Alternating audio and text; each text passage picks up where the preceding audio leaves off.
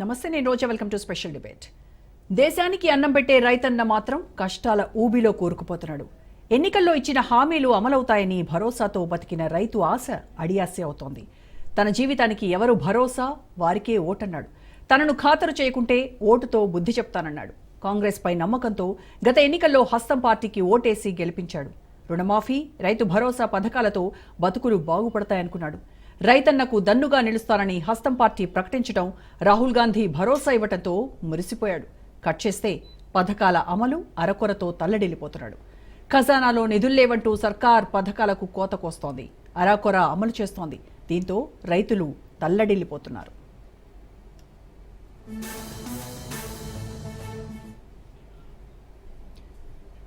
తాజాగా అసెంబ్లీలో వ్యవసాయ శాఖ మంత్రి తుమ్మల నాగేశ్వరరావు రుణమాఫీ క్రతువు పూర్తయిపోయిందని తేల్చి చెప్పేశారు. నాయకులు కన్ఫ్యూజ్ కావద్దని, రైతులను కన్ఫ్యూజ్ చేయొద్దని హితవు పలికారు. సర్కార్ వారి లెక్కల ప్రకారం 2 లక్షల లోపు 25 లక్షల కుటుంబాలున్నాయని, వారికి 20,616 కోట్లు చెల్లించామని స్పష్టం చేశారు. అయితే విపక్ష బీఆర్ఎస్ మాత్రం మొదటి నుంచి రుణమాఫీ ఎక్కడ పూర్తిగా అమలు చేశారో చెప్పాలి అంటూ నిలదీస్తోంది. సీఎం రేవంత్ నియోజకవర్గం అయినా సరే, ప్రతిపక్ష నేతల నియోజకవర్గాల సిద్దిపేట, సిరిసిల్ల అయినా సరే, ఎక్కడైనా సరే 100కు 100% రుణమాఫీ అమలైతే రాజకీయ సన్యాసం తీసుకుంటామని నేతలు కుండబద్దలు కొట్టారు. తాజాగా సర్కారు లెక్కతో రైతుల ఉసురు తీస్తున్నారని వారు మండిపడుతున్నారు.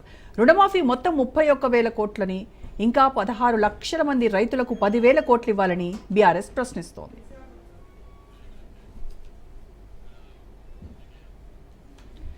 ఇచ్చిన మాట ప్రకారం ఎన్నికల హామీ మేరకు రుణమాఫీ రైతులందరికీ చెల్లించాల్సిందేనని అసెంబ్లీ ఆవరణలో బీఆర్ఎస్ నిరసన చేపట్టింది. నల్ల బ్యాడ్జీలతో ఎమ్మెల్యేలు ఆందోళనకు దిగారు. ఎన్నికల్లో చెప్పినట్టుగా 2 లక్షల రూపాయల రుణమాఫీ చేయాల్సిందేనని డిమాండ్ చేశారు. మాజీ మంత్రి హరీష్ రావు ఆధ్వర్యంలో నల్ల బ్యాడ్జీలతో ఎమ్మెల్యేలు ప్రభుత్వ తీరును తప్పుపట్టారు. కాంగ్రెస్ ప్రభుత్వం మాట తప్పిందంటూ నినాదాలు చేశారు. రుణమాఫీ బూటకం, కాంగ్రెస్ నాటకం అంటూ బీఆర్ఎస్ నేతలు విరుచుకుపడ్డారు. 2 లక్షల రుణమాఫీలోనూ అరకొర అంటూ ఫైర్ అయ్యారు.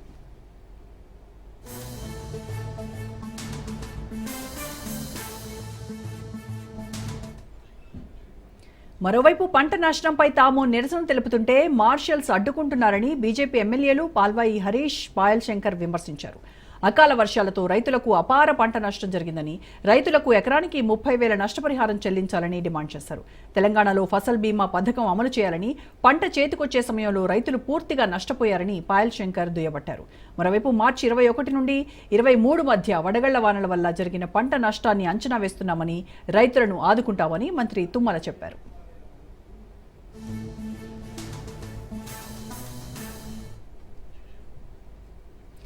ఓవైపు కరువు కోరలు, మరోవైపు అకాల వర్షాలు మొత్తంగా తెలంగాణలో రైతన్న దుస్థితిని కళ్లకడుతున్నాయి. పండిన పంట చేతికి రాకపోగా, అకాల వర్షాలు, గిట్టుబాటు ధర రాక గోసపడుతున్న రైతన్న సర్కార్ హామీలు అమలు కాక కుదేలవుతున్నాడు. ఓట్లప్పుడే రైతే రాజంటూ ఘనంగా పలికే రాజకీయ పక్షాలు ఎన్నికలయ్యాక బోడిమల్లన్న అంటూ ఉసురు తీస్తున్నాయి. రుణమాఫీ ముగిసిందని అసెంబ్లీలో తుమ్మల ప్రకటనతో మా పరిస్థితి ఏంటని రైతులు ఆవేదన చెందుతున్నారు. ఇంకా 10,000 కోట్ల వరకు రుణమాఫీ అవుతోందని ఆశ పెట్టుకున్న రైతులు తమ పరిస్థితి ఏంటని లబోదిబోమంటున్నారు. సర్కార్ దిగొచ్చే వరకు రుణమాఫీపై పోరాటం ఆపబోమంటోంది బీఆర్ఎస్. అసెంబ్లీ సాక్షిగా సర్కార్కు వార్నింగ్ ఇచ్చింది. ఓవైపు కరువు, అకాల వర్షాలు, మరోవైపు రుణమాఫీ జరగకపోయే, ఇస్తానన్న రైతు భరోసా అందకపోయే, మొత్తంగా తెలంగాణ రైతు ఆగమాగమవుతున్నాడు. మాఫీ మాయ తమ బతుకును నట్టేట ముంచిందని రైతులు తల్లడిల్లిపోతున్నారు.